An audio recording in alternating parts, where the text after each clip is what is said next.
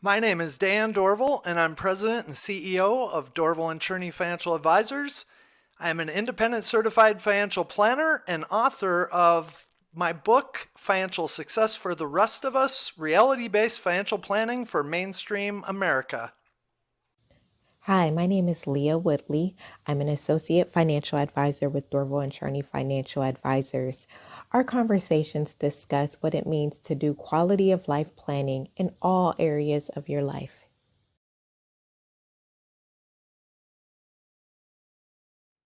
Dan, I know you had a lot of meetings this week. Tell me what happened. What did you see this week? So one of our more interesting meetings, and this might sound weird to some of our viewers, but she came in, she's a nurse that we help, and she's generally in very good financial shape. She does a great job of living within her means and saving and all these different things. And we had this review meeting with her, and as we went through, she started to ask some questions that I found kind of odd. She was talking about, hey, should I be moving money out of the country? Or should I be preparing to move out of the country myself? And I thought, okay, hold on a second. This is different. We haven't had this conversation before. So what's going on? And she said, well, with this new administration, it is very possible that women like me are going to lose our rights to have a checking account on our own, a savings account on our own, any property in our own names. We will even go so far as to potentially become property of our spouses. And I'm like, okay, hold on. This is a new one for me. I've heard a lot of stuff. I've helped a lot of people. This is a new one. And I said, well, okay, if you don't mind me asking, like, where are you getting that from? And she said, well, there's this Project 2025. And of course, in the election, a lot of people heard about Project 2025. And she goes, I've done a lot of research on it. And the idea is that there is a very good chance that we will go back in time to when women really struggled to do anything outside of their husband. And, you know, there's any number of ways I could react to that, right? I could try to explain all the reasons why that may or may not apply today as compared to 100 years ago, or whatever. And I don't know any specific component of Project 2025, so I don't know. I can't argue that. Mhm. Okay, but for our viewers, it is really important. We talk about this concept all the time, that there is a whole lot of noise in our world, and our world is becoming a noisier place every day. And people have strong opinions. We hear about the division all the time. There's friends, family, coworkers, there's social media. Social media is a big purveyor of this. Obviously, internet, I can find all of these different groups, and they will make an argument for why these things will happen. And what it does is we are being inundated with fear and anxiety. So my Mhm. tip for most people is, you know, maybe try to limit exposure to the noise. That's Mhm. the first thing. But the second thing is try not to make your decisions based on things you cannot control. So Mhm. always control what you can control is a mantra that we talk about all the time. So like in her case, yes, maybe she doesn't appreciate the new administration, maybe some of the things that they will do she won't like, but at the same time, she still has her personal values and priorities, motivations and goals, and we still want to align her resources as efficiently as we can to accomplish those things. So, making decisions from a point of fear or anxiety is absolutely one of the worst ways to make financial decisions. Absolutely. And as you said, there's a lot of misinformation out there, and there's a lot of noise. And even just being in peer groups, sometimes listening to your friends and family can incite fear and anxiety that is really unwarranted. I think sometimes you have to really just take a step back and just really think about the logistics of what is going on in that situation. A lot would need to happen for that to even be a reality. And when you just think about that from a logical perspective, it's highly unlikely that those things would occur. But sometimes when we're so emotional, it's hard to think logically through something. And I think that was great that you were empathetic with her and asking questions to try to really dig down to the root of what was causing this anxiety and fear. But like you said, I think sometimes you just need to shut out the noise and just really focus on your quality of life.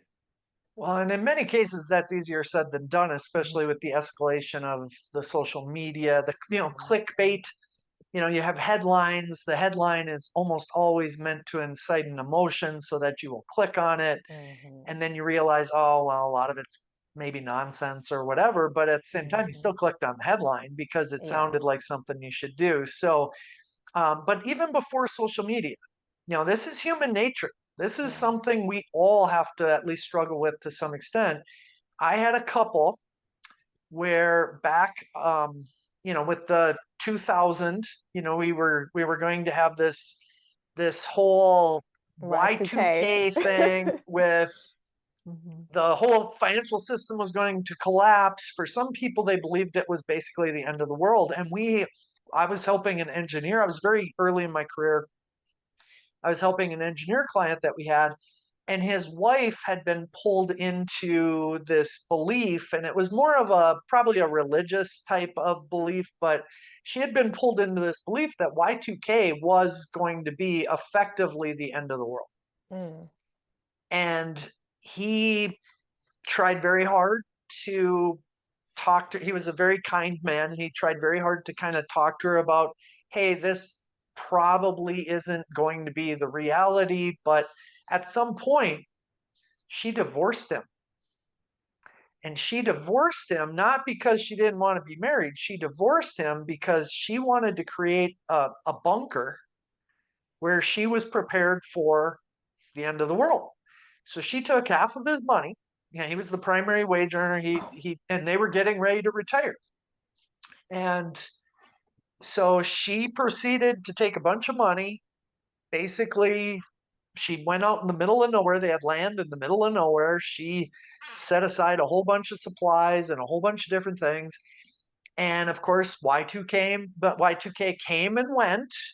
We didn't have the end of the world. Fundamentally, nothing really changed. And a couple of years later, they got remarried. And, you look at this, he had to work for years longer because she had really hurt their finances like in an irreparable type of way. Like it affected their quality of life so significantly going forward. But she had I mean, imagine the strength of that conviction Yes.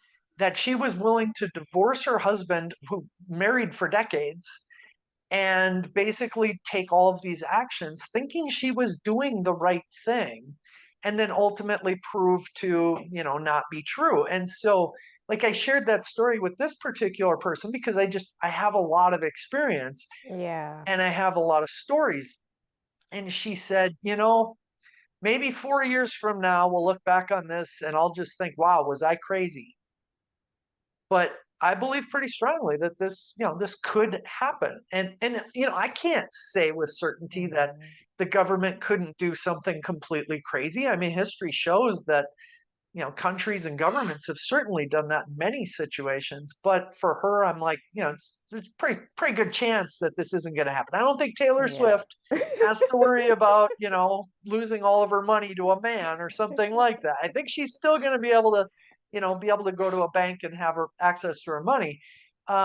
So we just want you to focus, all of our viewers, control what you can control. If you're feeling fear and anxiety, talk to maybe an independent certified financial planner, maybe talk to a therapist, try to get some sort of, perspective outside of that noise where you can still take constructive actions rather than possibly doing a lot of harm to your finances. Yeah. Well, I was not expecting a bunker story. That caught me off guard. Wow. That is very extreme, and that is something I know fear is definitely um out there right now. I think I will say one thing about this administration is that our current president is pretty vocal about his intentions. So that's not something that has come up as far as, shutting down the bank accounts of women and making us property of our spouses.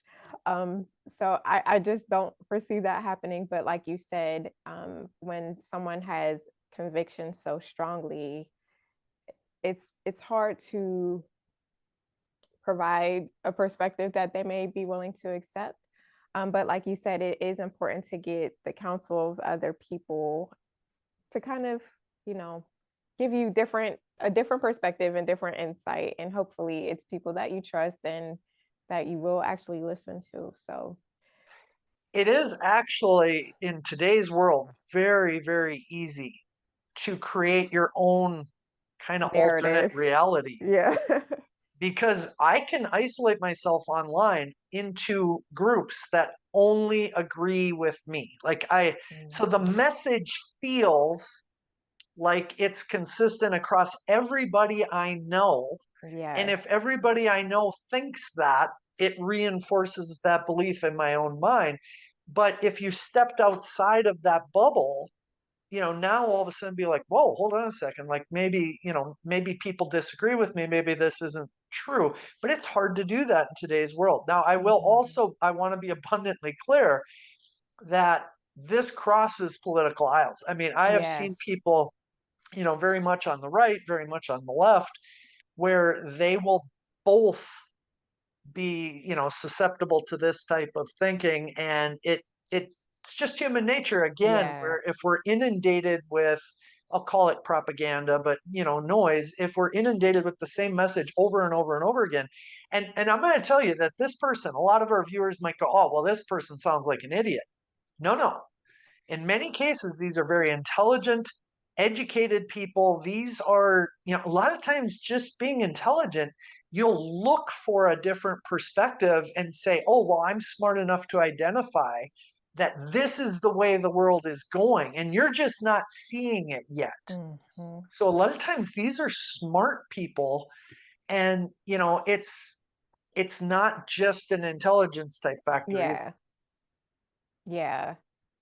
Um, I think fear and anxiety can make you think differently than you would under normal circumstances. And like you said, you just kind of go down a rabbit hole and feeding yourself what you already believe.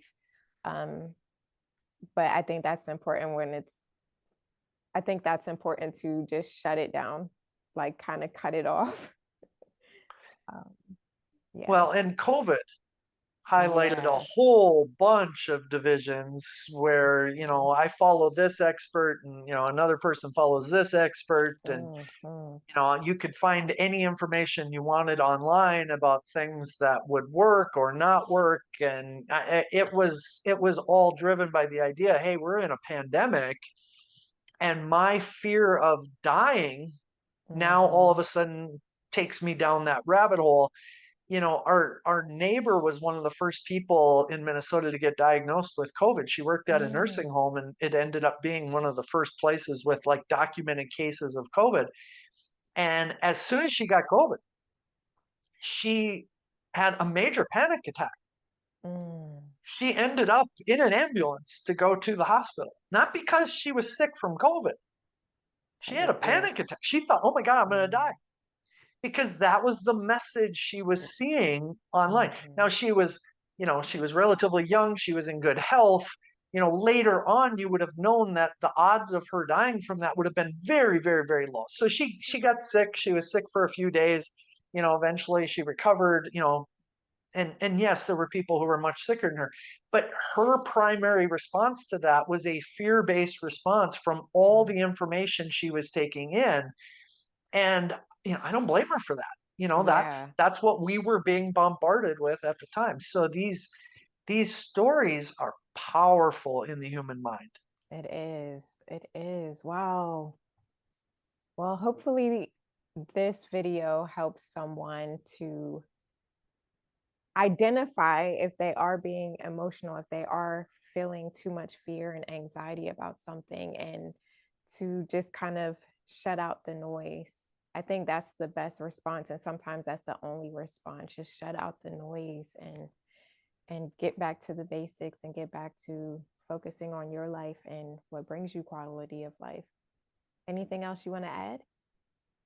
No, I think these are times where we're always going to have uncertainty, and so Mhm. shutting off your social media feed every once in a while is probably a good idea.